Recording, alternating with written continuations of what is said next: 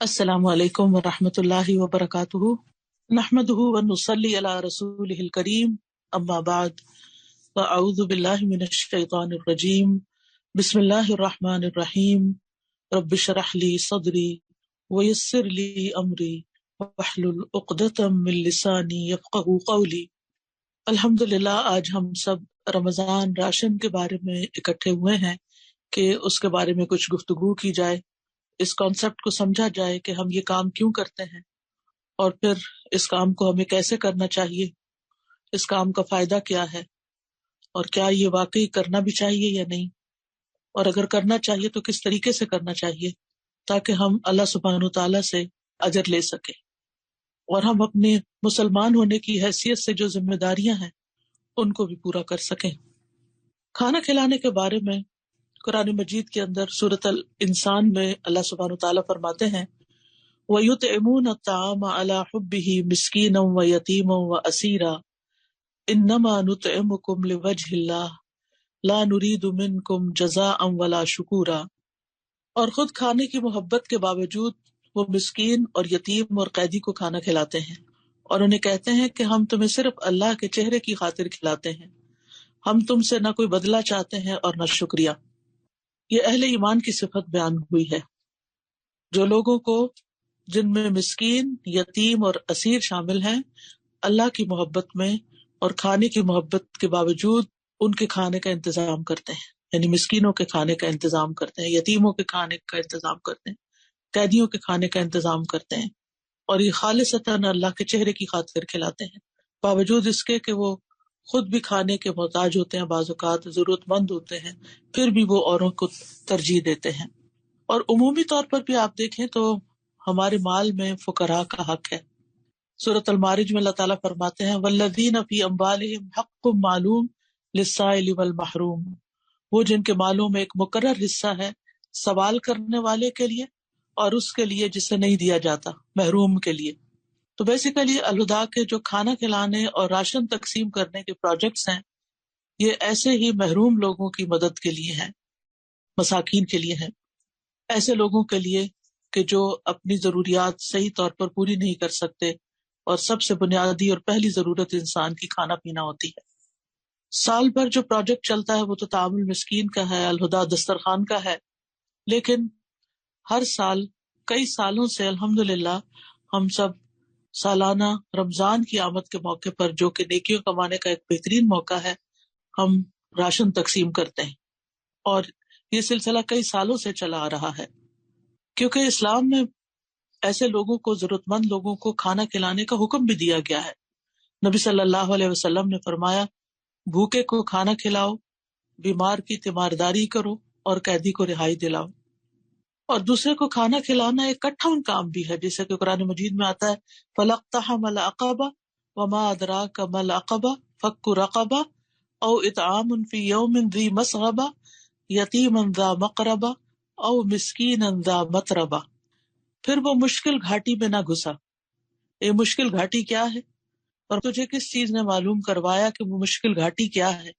وہ گردن چھڑانا، یعنی یہ مشکل کاموں میں سے ہے، یا کسی بھوک والے دن میں کھانا کھلانا ہے، یا کسی قرابت والے یتیم کو یا مٹی میں ملے ہوئے مسکین کو۔ یعنی جب ضرورت زیادہ ہو تو اس موقع پر، خاص طور پر جب انسان خود بھی محتاج ہو، تو دوسروں کی بھوک کا خیال کرتے ہوئے انہیں کھانا کھلانا۔ کھانا کھلانا انبیاء کی صفت بھی ہے۔ آپ جانتے ہیں کہ ابراہیم علیہ السلام کے پاس جب فرشتے آئے تو انہوں نے ان کو معزز مہمان سمجھا، انہوں نے آ کے سلام کیا، اور سلام کرتے ہی، سلام کا جواب دیتے ہی فراغ الی اہلہ فجاء بعجل سمین، چپکے سے وہ اپنے گھر والوں کی طرف گئے اور بھنا ہوا موٹا تازہ بچڑا لے آئے، یعنی مہمانوں کی مہمان نوازی کے لیے۔ نبی صلی اللہ علیہ وسلم نے عورتوں کو بھی تلقین کی ہے کہ وہ بھی اپنے ہمسایوں کو اپنے کھانے میں شریک کرتی رہیں۔ آپ فرمایا کرتے تھے اے مسلمان عورتوں، تم میں کوئی اپنی ہمسائی کے گھر بکری کا ایک کھر بھیجنے کو بھی حقیر نہ سمجھے، یعنی جو بھی میسر ہو، تھوڑا ہو یا زیادہ، دوسروں کو اس میں شریک کیا جائے، اور نہ صرف یہ کہ خود کھلایا جائے بلکہ دوسروں کو بھی ابھارا جائے۔ سورۃ الحاقہ میں آتا ہے کہ وہ لوگ جو جہنم میں جائیں گے ان میں سے ایک تو ان کی صفت ہوگی کہ انہ کان لا یؤمن باللہ العظیم، بلا شبہ وہ بہت عظمت والے اللہ پر ایمان نہیں رکھتا تھا، ولا یحض علی طعام المسکین، اور نہ مسکین کو کھانا کھلانے کی ترغیب دیتا تھا. یعنی جہنم میں جانے کے لیے تو اتنا ہی کافی تھا کہ وہ ایمان نہیں رکھتا، لیکن خاص طور پر ایک اور جرم کی طرف اشارہ کیا گیا، اور وہ کیا ہے کہ وہ دوسروں کو مسکینوں کا خیال رکھنے کے لیے نہیں کہتا تھا. اس سے کیا پتہ چلتا ہے کہ ہمیں نہ صرف یہ کہ خود کھلانا ہے، خود اپنے مال میں سے دینا ہے، بلکہ اوروں کو بھی ترغیب دلانی ہے. یہ بھی ہماری ذمہ داریوں میں سے ہے. اور سورۃ الماؤن میں فرمایا ارأیت الذی یکذب بالدین فذلک الذی یدعو الیتیم ولا یحض علی طعام المسکین. کیا تم نے اس شخص کو دیکھا جو جزا کو جھٹلاتا ہے، یعنی آخرت کو، قیامت کے دن کو، جو بدلہ ملے گا یوم الدین کو؟ یہی تو ہے جو یتیم کو دھکے دیتا ہے اور مسکین کو کھانا کھلانے کی ترغیب نہیں دیتا. یعنی مسکین کے کھانے کی ترغیب دینا، دوسروں کو اس نیک کام میں شریک کرنا، یہ ہماری ذمہ داری بنتی ہے. ابو درداء رضی اللہ عنہ اپنی بیوی کو مساکین کی وجہ سے زیادہ شوربہ بنانے کی ترغیب دیتے تھے. وہ کہتے تھے کہ ہم نے ایمان لانے کے ساتھ آدھی زنجیر اتار پھینکی ہے، یعنی جہنم کی زنجیر آدھی اتار پھینکی ہے، کیا ہم باقی کی آدھی بھی نہ اتار پھینکیں؟ اور یہ بات انہوں نے اسی آیت سے اخذ کی کہ ایمان کے ساتھ وہ آدھی زنجیر اتار دی. اور دوسری یہ ہے کہ یتیم اور مسکین کا خیال رکھنا اور ان کو کھانا کھلانا. تو یہ ہمارے روزمرہ کے جو ہم نیک کام کرتے ہیں، نماز، قرآن کی تلاوت، تعلیم، درس و تدریس، اور اس کے علاوہ باقی کام، ان میں یہ کام جو ہے کھانا کھلانے والا، اس کو بھی ہم اپنی لسٹ میں شامل کر لیں. اگر ممکن ہو تو روزمرہ کے کاموں میں کچھ نہ کچھ شامل کر لیں. ورنہ الحمدللہ اللہ نے یہ پلیٹ فارم اسی لیے مہیا کیا ہے کہ اگر ہمارے اپنے پاس وقت نہیں ہے، موقع نہیں ہے، ہمیں طریقہ نہیں آتا، ہم سب تک نہیں پہنچ سکتے، تو پھر ہم سب اپنے پیسے ایک جگہ جمع کریں اور وہاں سے راشن خریدا جائے، وہاں سے تعامل مسکین کی پلاننگ کی جائے اور ضرورت مندوں تک پہنچا جائے. تو اس میں بہت سے لوگوں کے لیے سہولت ہو جاتی ہے، خاص طور پر وہ لوگ جو ملک سے باہر رہتے ہیں اور وہ اپنے ارد گرد کوئی ایسے مساکین نہیں پاتے، تو وہ مالی طور پر مدد کر کے اس کام میں شریک ہو سکتے ہیں. اور پھر یہ ہے کہ اس کام کے لیے خصوصاً یعنی سال بھر بھی راشن کی ڈسٹریبیوشن کسی نہ کسی شکل میں ہوتی رہتی ہے، پکا ہوا کھانا کھلانے کے علاوہ، لیکن خصوصاً رمضان میں کیوں کھانا کھلانے کا بندوبست کیا جائے؟ اس لیے کہ سبھی لوگ روزہ رکھتے ہیں بحیثیت مسلمان کے، تو عموماً یہ ہوتا ہے کہ افطار پارٹیاں ہوتی ہیں، جو تو کھاتے پیتے لوگ ہیں وہ مل کے اور زیادہ اسراف شروع کر دیتے ہیں، اور زیادہ کھانا بننے لگتا ہے گھروں میں، عام روٹین سے زیادہ مزے مزے کے کھانے بنتے ہیں، اور پھر وہ دوسروں کو بھی کھلائے جاتے ہیں، لیکن مساکین پھر محروم رہ جاتے ہیں. خصوصاً وہ جو دور دراز کے گاؤں میں، گوٹھوں میں، ڈیروں میں، ایسی جگہوں پہ رہتے ہیں جہاں عام لوگ نہ پہنچتے ہیں، کیونکہ شہر کے بھی جو امیر لوگ ہیں وہ غریب لوگوں کو دیتے ہیں تو اس شہر کے اندر کی کچی بستیوں تک پہنچ جاتے ہیں. لیکن شہر سے باہر دور دراز کے علاقے، تو الہدا کا مقصد کیا ہے کہ ہم ایسی جگہوں پر پہنچیں جہاں عام لوگ نہیں پہنچتے، اور ایسے ضرورت مندوں کو پہچانے کہ جو سفید پوش ہوتے ہیں اور ان کو عام لوگ نہیں پہچانتے، لیکن ان کے قریبی ساتھی اور قریب میں رہنے والے لوگ ان کی ضرورت کو سمجھتے ہیں. تو بطور خاص رمضان میں جب وہ روزے سے ہیں اور ان کا بھی دل چاہتا ہے کہ کوئی ایسی چیز کھائیں کہ جس سے وہ اگلے روزے کے لیے طاقت پائیں، تو ان کے لیے انتظام کرنا بھی ضروری ہے. رسول اللہ صلی اللہ علیہ وسلم نے فرمایا جس نے روزے دار کا روزہ افطار کرایا اسے ان روزے داروں کے برابر ثواب ملے گا، لیکن ان کے ثواب میں کچھ کمی نہیں ہوگی. تو یہ افطار بھی ہے اور سحور کے لیے بھی، یعنی جب ہم رمضان راشن دے دیتے ہیں تو اس میں صرف افطاری کا سامان نہیں ہوتا، وہ سحری میں بھی استعمال ہوتا ہے. رسول اللہ صلی اللہ علیہ وسلم جو تھے وہ دوسروں کو سحری میں شریک کرتے تھے. ارباز بن ساریہ کہتے ہیں کہ رسول اللہ صلی اللہ علیہ وسلم نے مجھے رمضان میں سحری کے لیے بلایا اور فرمایا آؤ مبارک کھانا کھا لو. تو آپ کا یہ جو رمضان راشن دینا ہے یہ ایک طرح سے ایک بابرکت کام بھی ہے. بہت سے سلف صالحین جب روزہ رکھتے تھے تو اپنی افطاری کے کھانے میں دوسروں کو ساتھ کھلانے کو ترجیح دیتے تھے. ان میں سے خصوصاً حضرت عبداللہ بن عمر، داؤد تائی، مالک بن دینار اور احمد بن حنبل کا ذکر ملتا ہے. ابن عمر یتیموں اور مساکین کے ساتھ روزہ افطار کرتے تھے. اگر ابن عمر کو یہ علم ہو جاتا کہ ان کے گھر والوں نے ان کو مساکین اور یتیموں سے دور ہٹا دیا ہے تو اس رات وہ افطاری نہ کھاتے، یعنی روزہ تو کھول لیتے لیکن وہ پھر کھانا نہیں کھاتے تھے، یعنی اتنا زیادہ وہ احساس کرتے تھے. اور گھر والوں کے ساتھ یہ معاملہ اس لیے تاکہ اس چیز کو وہ بھی اہمیت دیں. اور پھر یہ ہے کہ اکیلے افطار کی بجائے لوگوں کے ساتھ مل کر افطار کرنا جو ہے وہ زیادہ افضل ہوتا ہے. ابو سوار ادبی کہتے ہیں کہ بنو عدی کے کچھ لوگ مسجد میں نماز پڑھتے تھے، ان میں سے کسی ایک نے کبھی اکیلے اس طرح افطاری نہیں کی کہ وہ کھانے پر اکیلے ہوں. اگر ان کو کوئی کھانے والا ساتھ مل جاتا تو وہ کھا لیتے، ورنہ وہ اپنا کھانا مسجد کی طرف لے جاتے تو وہ لوگوں کے ساتھ کھاتے اور لوگ ان کے ساتھ کھاتے. اس لیے آپ دیکھیں کہ یہاں ویسٹ میں مساجد کے اندر افطاری کا انتظام ہوتا ہے. لوگ اپنے پیسے اکٹھے کر لیتے ہیں، یا پھر ایک دن ایک شخص پورے مہینے کے لیے لوگ اپنا اپنا دن لکھوا دیتے ہیں اور اس دن کی افطاری کے پیسے وہ جمع کراتے ہیں. لوگ اپنے اپنے کاموں سے، جاب سے واپس آتے ہیں اور مساجد کے اندر افطار بھی ہوتی ہے، کوئی لیکچر بھی ہو جاتا ہے، اور اس کے ساتھ یہ کہ پھر نماز بھی ہو جاتی ہے. چونکہ کھانا کھایا ہوتا ہے تو پھر بعد میں کچھ وقفے کے بعد تراویح شروع ہو جاتی ہے تو تراویح بھی پڑھ لیتے ہیں. تو اس طرح خواتین کو بھی تراویح پڑھنے کا موقع مل جاتا ہے، مرد حضرات کو بھی، اور بچے بھی مساجد کو دیکھ لیتے ہیں. یعنی اس میں کئی ایک خیر کے کام شامل ہو جاتے ہیں. پھر اسی طرح کچھ سلف صالحین تو ایسے تھے جو خود روزہ رکھتے اور بیٹھ کر دوسرے غریب و مسکینوں کی خدمت کرتے اور ان کو کھانا کھلاتے، ان کو راحت پہنچاتے. ان میں خصوصاً حضرت حسن بصری اور عبداللہ بن مبارک ہیں. اور ویسے بھی دیکھیں تو کھانے کھلانے کا اجر ہے کسی بھی شکل میں، چاہے کھجور ہو، فروٹ ہو، دودھ ہو، چاول روٹی ہو، یا آٹا راشن ہو، کوئی بھی چیز ہو، یعنی جو کھانے کی چیز ہے. ابن عمر کہتے ہیں کہ ایک آدمی نبی صلی اللہ علیہ وسلم کے پاس آیا اور کہا، اے اللہ کے رسول، کون سے لوگ اللہ کو زیادہ محبوب ہیں اور کون سے اعمال اللہ کو زیادہ پسند ہیں؟ تو رسول اللہ صلی اللہ علیہ وسلم نے فرمایا، وہ لوگ اللہ تعالیٰ کو زیادہ محبوب ہیں جو دوسروں کے لیے سب سے زیادہ فائدہ مند ہو. اب اس موقع پر ہمیں یہ سوچنا ہے کہ ہم کس طرح دوسرے لوگوں کے لیے زیادہ سے زیادہ فائدے کے بن سکتے ہیں.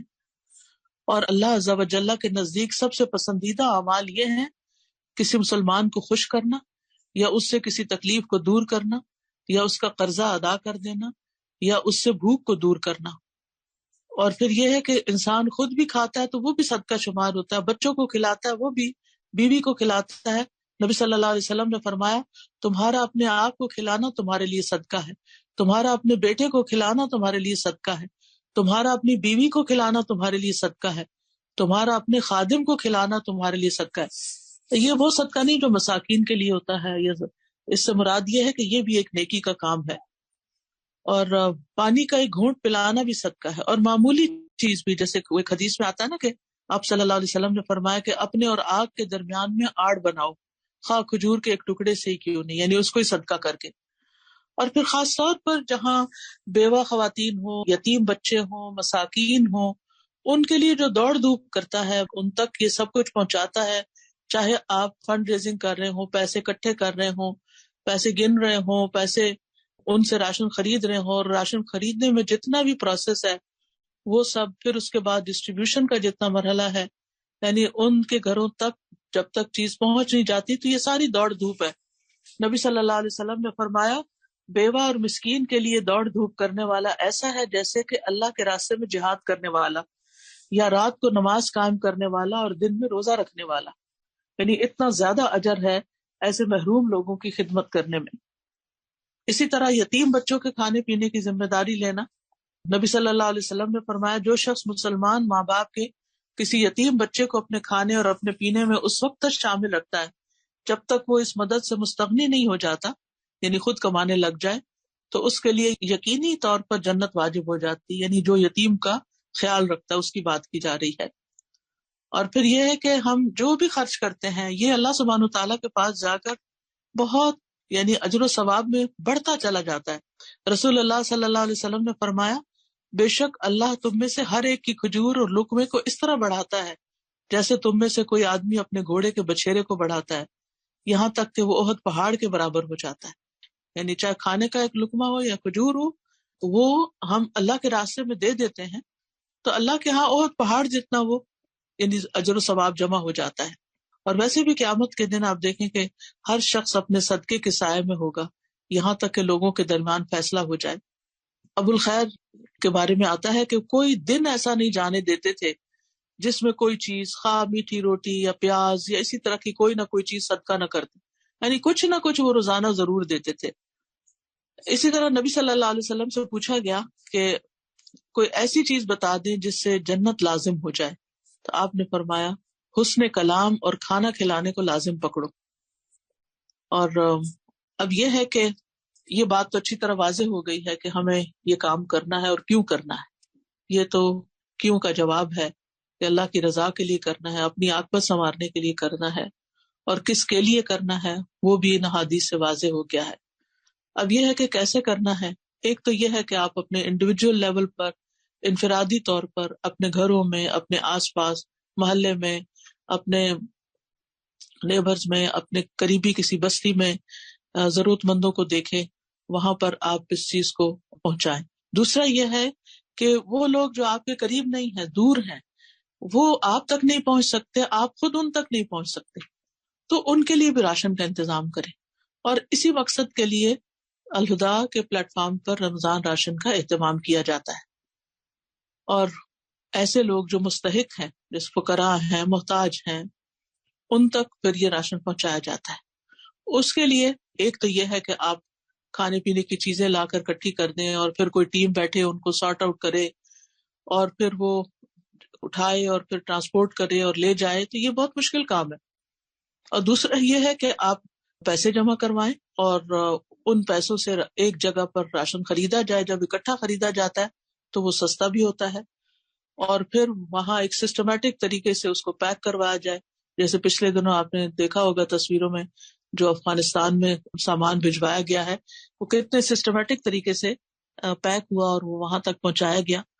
تو اسی طرح پھر اس کے پیک بنوا کے لوگوں تک پہنچا دیا جائے۔ تو اس کے لیے ضرورت اس بات کی ہے کہ پھر فنڈ ریزنگ کی جائے۔